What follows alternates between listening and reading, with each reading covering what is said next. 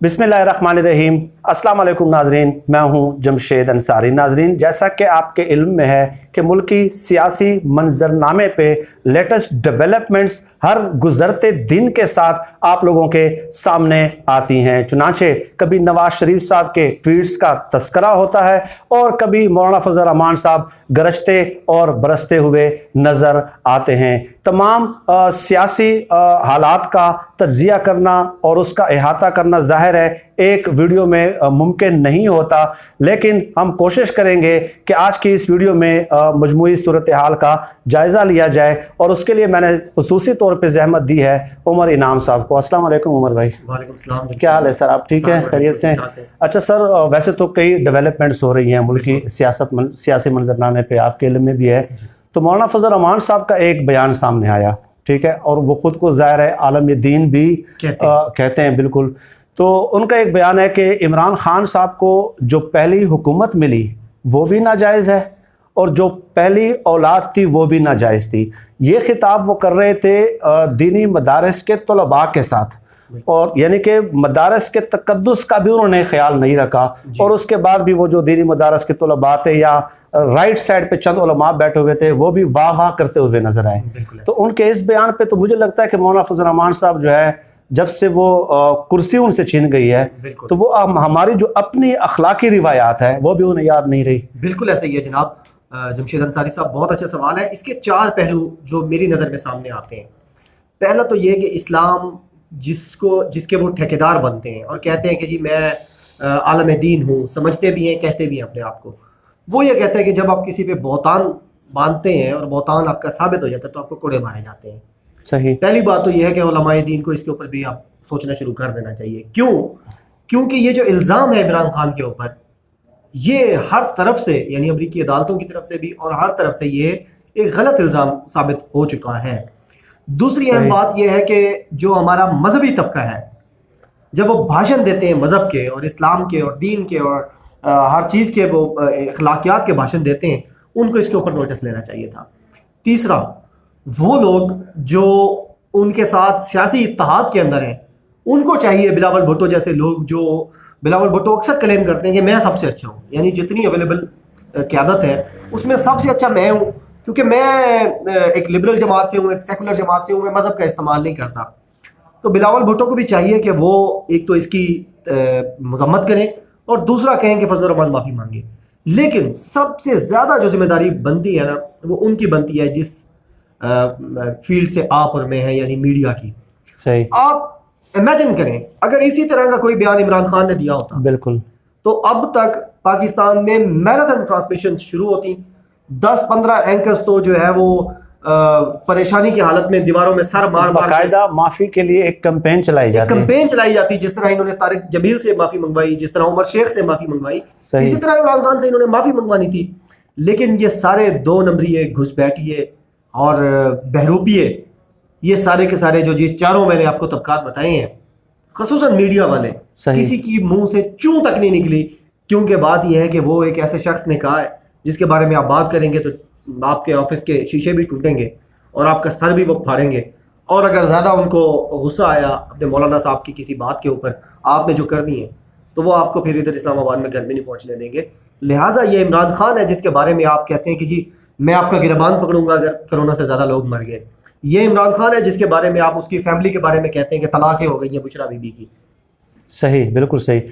और अगर इस बात का अगर नोटिस ले भी ले हुकूमत, जो कि लेना चाहिए, इंतहाई यानी कि तहजीब से गिरी हुई ज़बान है, गैर पार्लिमानी अल्फाज का इस्तेमाल है और एक मुकद्दस जगह पे, सबसे बड़ी बात ये भी है, तो फिर यही साफ ही सामने आ जाएंगे उमर इनाम साहब के जी इमरान खान साहब जो है ना आज़ादी इजहार राय पे कदगन लगाना चाहते हैं। फिर ये जमहूरियत के चैंपियन यानी इस पे आने का नोटिस वो नहीं ले रहे। हाँ जी। लेकिन जब उन पे पाबंदी लग जाएगी या नोटिस लिया जाएगा तो फिर इजहार राय जो है उसकी आज़ादी को खतरात लाक हो जाएंगे। अच्छा उमर इनाम साहब, एक मुलाकात हुई पार्लिमानी रहनुमाओं की और DGI और army chief general Qamar Javed Bajwa साहब भी उसमें मौजूद थे, तो उसकी खबरें ज़ाहिर है मुख्तलिफ ज़राए से बाहर आना शुरू हुई।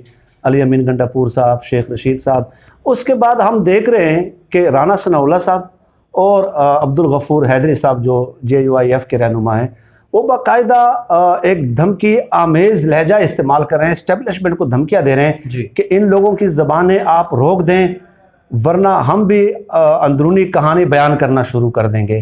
तो उनकी ये जो धमकी है, मैं तो यही समझाऊं कि ये एस्टेब्लिशमेंट से रिक्वेस्ट कर रहे हैं, ठीक है, कि इन लोगों की ज़बानें रोक दें ताकि और ख़बरें जो हैं, शायद वो कोई बूटों में भी लेट गया हो कोई, वो खबर भी आ सकती है ना। बिल्कुल ऐसे ही। अगर इन्होंने खबरें निकालनी है, एस्टेब्लिशमेंट को धमकी दे रहे हैं, तो भाई आप निकालें ना, आपको किसने मना किया है? तो क्या ये उनसे रिक्वेस्ट करना है कि आप इनको रोक दें ताकि और खबरें न निकलें, या वाकईतन ये जो है ना इनकलाबी बन गए दोनों जमातों के जो रहनुमा है? नहीं, ये रोते हुए, चीखते हुए, चिल्लाते हुए, आहें भरते हुए, मिनमिनाते हुए, ये बेचारे इस वक्त लेट के पाँव पकड़ के चाट भी रहे हैं और उससे कह रहे हैं खुदा दा वास्ता है इन्हों चुप कराओ। क्योंकि देखें इसमें फौज का क्या नुकसान है? आप फौज को ब्लैकमेल कर रहे हैं और उस वक्त ब्लैकमेल कर रहे हैं जब आप वहाँ बूट उनके चाट रहे थे वहाँ लेटे गेट नंबर 4 से जाकर, और दूसरी तरफ आप इनकलाबी तकरीरें कर रहे थे और अपने आप को चे गवेरा और अपनी बेटी को आंग सान सूची साबित करने की पूरी कोशिश में थे। और क्यों कोशिश कर रहे थे आप? इसलिए कि आपकी एनआरओ की सारी रिक्वेस्ट जो है वो रिफ्यूज कर दी गई थी, डिनाई कर दी गई थी पाक फौज की तरफ से। और दूसरा, ये जो राना सनाउल्लाह साहब ने कहा है या अब्दुल गफूर हैदरी ने कहा है या फजलुर रहमान ने खुद भी कहा है कि जी शेख रशीद को पट्टा डालो नहीं तो मैं ये करूंगा। तो ये पट्टा डालने का लफ्ज, यानी एक ही दिन में इतनी फ्रस्ट्रेशन है कि आप इमरान खान की नाजायज औलादों की बात भी कर रहे हैं, आप शेख रशीद को पट्टा डालने की भी बात कर रहे हैं। लेकिन जमशेद अंसारी साहब, ये इंतहाई बुज़दिल लोग हैं। देखें, जो झूठे लोग होते हैं ना, हमेशा बुज़दिल होते हैं।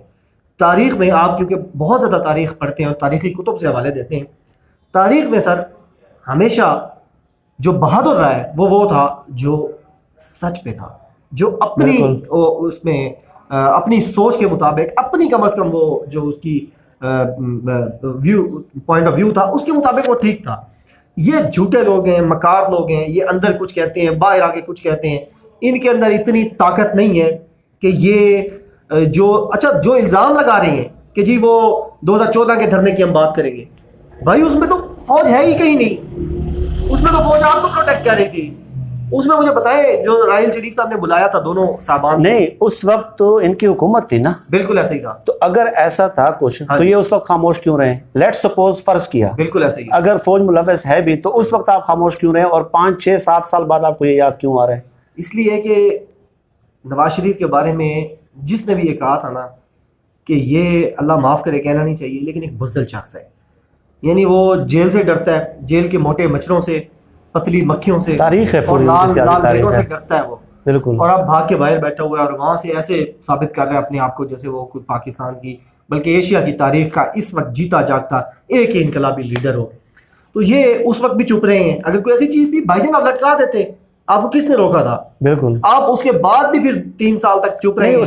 दाद देनी पड़ती है। ये जो एंकर्स हैं टीवी स्क्रीन पे बैठे होते हैं, वो उनसे ये सवाल नहीं पूछते कि भाई अगर उस धरने के पस पर्दा कोई खलाई मखलूक थी या एस्टेब्लिशमेंट थी तो उस वक्त आपने एक्शन क्यों नहीं लिया? इसलिए कि सिर्फ आप हुकूमत में थे, बिल्कुल ठीक है, और उस वक्त आपने आंखें बंद करनी। तो ये अपने खिलाफ एक किस्म के चार्जशीट पेश कर रहे हैं, लेकिन कोई क्रॉस क्वेश्चन करने वाला हो, लेकिन वो के साथ वही लोग बैठे हैं ना जो फजलुर रहमान की इस गली जबान पे नहीं गुफ्तगू करते। बिल्कुल। तो अपने आकाओं से, अपने व्हाट्सएप ग्रुप पे जितने सवाल आते हैं उन्होंने बेचारों ने सिर्फ वही पूछ के बाकी ऐसे हाथ से हाथ बांध के चुप करके बैठ जाना है।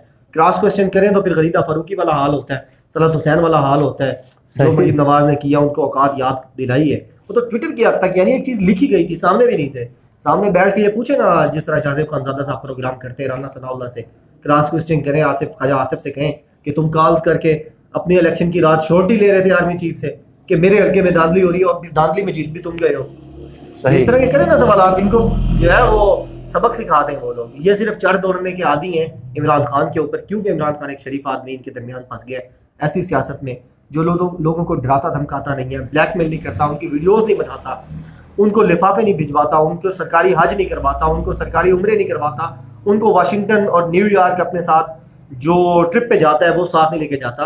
लिहाजा ये सिर्फ इमरान खान की तरफ तोपों का रुख है, और वो सहाफ़ी हों या हमारे सियासतदान हों जो आजकल के हैं, सारे गंदे अंडे हैं। लेकिन कुदरत का ये भी मेहरबानी है, मैं आपकी वीडियो के आखिर में ये कहूँगा कि अल्लाह ताला ने ये पाकिस्तान की तारीख़ के मौजूदा सियासत के सारे गंदे अंडे एक ही टोकरी में रख दिए, और अब जो इस टोकरी को डंप करेगा वो पाकिस्तान को आगे ले जाएगा। सही सही, बहुत शुक्रिया उमर इनाम साहब। नाज़रीन, आज के लिए इतना ही, और इस किस्म के मौज़ूआत पे वक्तन फ़वक्तन हम अपने तबसरे और तज्ज़िये आप लोगों की खिदमत में पेश करते रहेंगे। पाकिस्तान जिंदाबाद। अल्लाह हाफिज़।